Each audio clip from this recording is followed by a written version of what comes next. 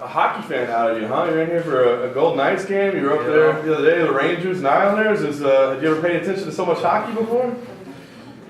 Yeah, that was my first hockey game ever in New York, and it was pretty dope. They gave my own jersey and everything. They put #1. They put T-City on it, so that was fun. And they won that night, so it was perfect.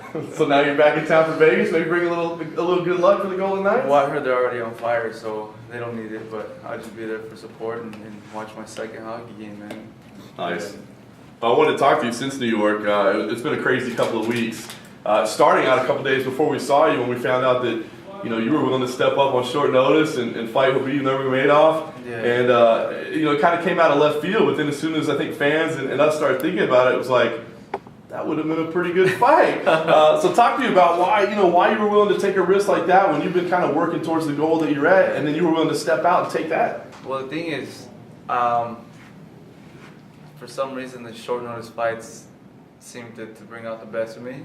And when I look at Khabib, I just look at the style. And I go, man, this guy's a top wrestler, and I'm a bottom jiu-jitsu guy. And when I really thought about it, I took the fight no matter what. But when I actually, when you make a decision, you don't fully think through it. Yes. When I started finally thinking through it, I was like, I got excited. I was like, because not too many people present a good ground game from the bottom.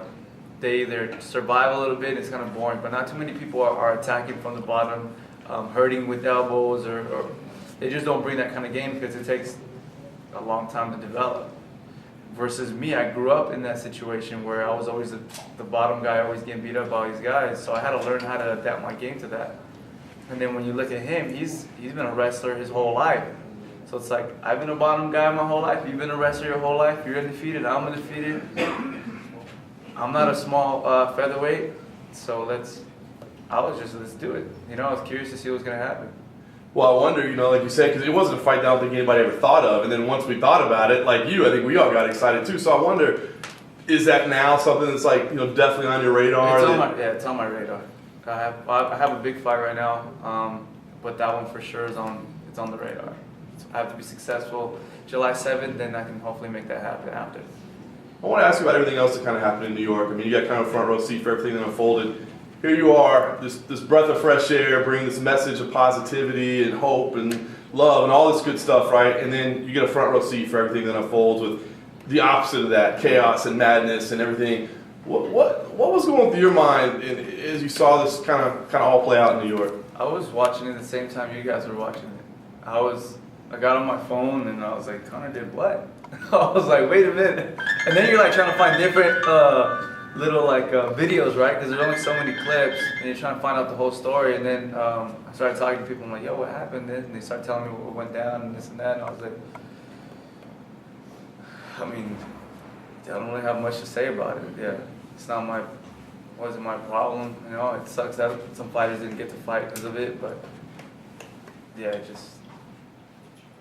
I don't really want to wear it out because I don't want to. Yeah. Stir the pot up. Well, I don't want to stir the pot, but I mean, it's tough because it feels like everybody's trying to find a direction in the sport, right? I mean, Conor is unquestionably the biggest star in the sport, but I think everybody steps back and goes, that was ridiculous, And then we got people like you, Rose Namajunas gets a lot of credit for her positivity as well. I just wonder, do you feel like you can be that big of a superstar, that successful, and keep this positive mindset and keep this positive attitude, or do you see when somebody's kind of playing the villain role and they're the star, do you think, maybe I'm making the wrong decisions? No, there's only one Conor.